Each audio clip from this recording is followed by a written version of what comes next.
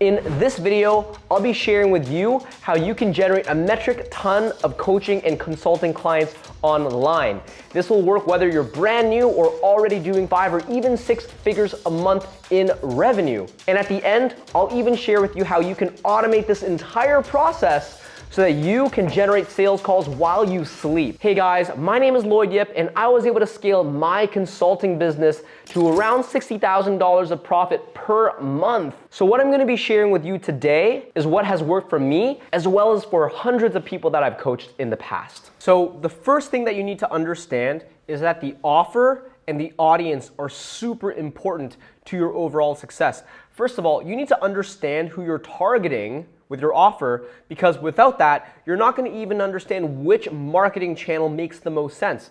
For example, if you're going after a very B2B audience, maybe you're selling to HR managers, LinkedIn obviously makes the most sense. Whereas if you're selling some sort of B2C weight loss offer, Instagram or even TikTok might actually serve you a little bit better. But you're not gonna know this unless you really understand who it is that you are targeting. And when it comes to your audience, the more narrow you can go, the better it's gonna be, because generic offers sold to generic audiences are gonna have a really hard time succeeding. Because if you try to become everything to everyone, you're gonna end up being nothing to nobody. For example, it's better to have a weight loss product which is targeted towards specifically middle-aged women or women that are going through menopause than just like a very generic weight loss product that can serve anyone. Because of the fact that you're trying to sell to everyone, it's much harder to build trust. It's much harder to have your marketing message be laser targeted. Whereas when you're selling to specifically mothers or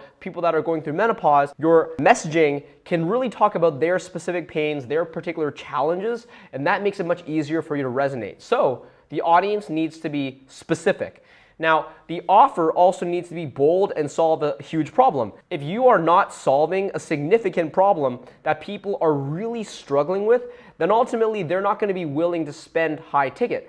And the key is coaching and consulting works well as an online business because you don't really need that many customers to be able to earn a solid income. When you can sell an offer for 3, 4, 7, even 10K, honestly, to make 10K or even 50K a month, you don't really need to move that many deals, but you need to be able to solve a problem that people are willing to pay for. That's why health, wealth, and relationships are so common when it comes to coaching offers, because they happen to be the things that people, generally speaking, care the most about. Now, it's not enough that you solve a huge problem. It's also important that your method can be proven to be effective and unique. So effective means that you can share evidence that you yourself have been able to solve those problems and achieve those goals yourself. Or you can utilize your clients' experiences with case studies and testimonials just so that your prospects can understand that you're credible and coming from a place of true authority. Unique is important because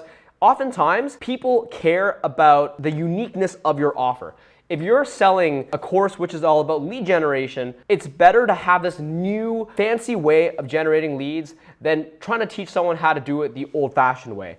For example, email or Facebook ads, they've been around for years and years and years. So if you have a course that's just trying to sell those particular offers, teaching that particular methodology, you need to show your prospects that you are literally better than thousands and thousands of other people who've already built courses and programs around that. Now, if you can prove to them that you're better than all those other competitors, fine, you'll still be able to win.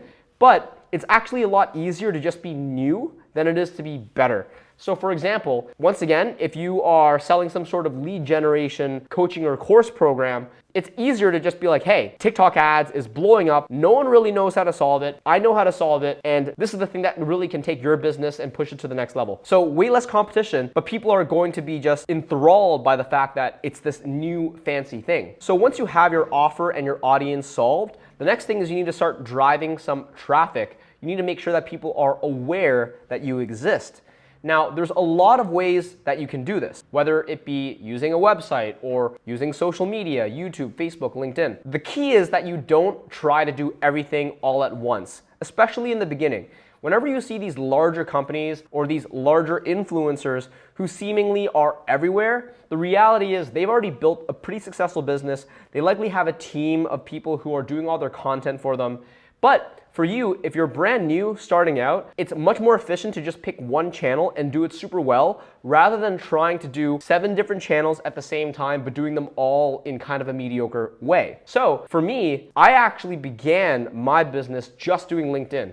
And then only 6 months after the fact, when I had fully automated LinkedIn and I knew that it worked, and I could even step away from LinkedIn and I knew it would continue to generate leads, that I start dabbling with other channels. So that's what I would recommend for you as well. Now, in today's presentation, I'll actually go through a couple of these channels with you and share with you with a little bit more depth about how I've been able to monetize these different channels. And you can pick the one that makes the most sense for you. That being said, I'm not going to be going into extreme depth for all of this just because of the nature of this presentation, just because I don't want this presentation to end up being 4 hours long. I do have a playlist right here. You can actually find deeper dive tutorials about every one of these individual channels. Super deep dive tutorials on LinkedIn or Facebook or email. So definitely hit that up if you just want to be able to take a closer look. So with that being said, let's start off with Facebook, which is the channel that I was able to see a lot of success out of in my consulting business. The first thing that I would say is you got to treat your Facebook profile almost like a billboard or a landing page where you're sharing valuable content that makes you look like an authority. So whether that be tutorial videos or advertisements or case studies with your clients talking about how they were able to get results, you want to make sure that this is professional and that when people arrive here, they can understand that you are truly in a position of authority. Something that I've also seen a lot of value out of is building my own Facebook group, because here you're able to build a community of rabid fans that want to learn more about what you're offering. You can put in guides and other longer form pieces of content so that people can really nurture and understand that you bring a ton of value. And it's also a place where you can give away freebies and have people essentially engage. And anyone who wants to get the assets, you can take their email, you can start to DM them, and you can convert them into a phone call. What I also really like about Facebook groups is that when people join your group, they have to oftentimes give out their email or tell you a little bit more about their background.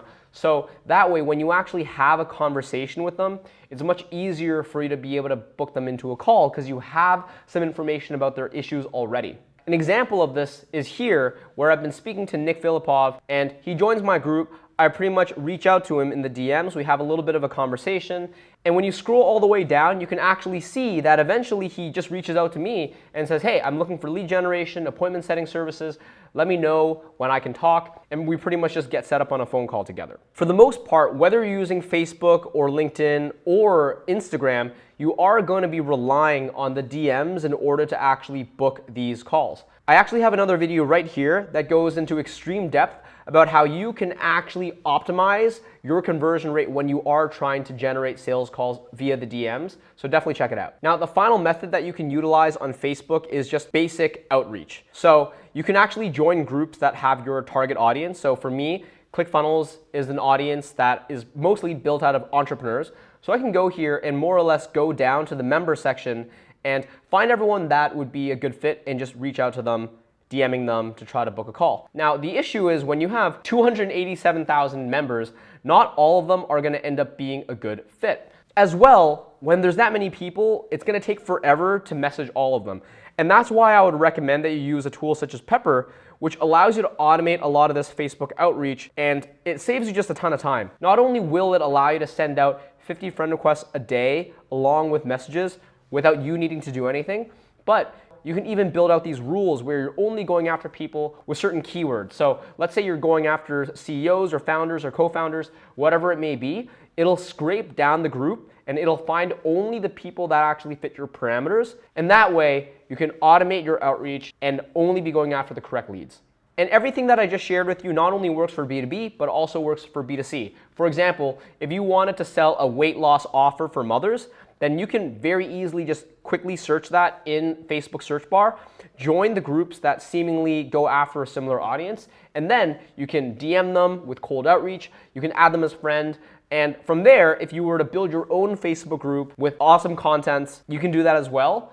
And this is really how I was able to monetize Facebook. So before we get to the next stage, I would love if you guys could comment below on which of these channels that you've been able to use the most effectively. And if you haven't already hit that subscription and notification bell, please do. That's the only way that you're gonna be able to see more of the content. Now, Instagram is the next channel that I want to talk about. This is actually my colleague and business partner, Cody. Together, we actually help coaches and agencies scale to 100K a month and do so in the most automated way possible. So he actually has a really active Instagram following. You can see some of his strategy here.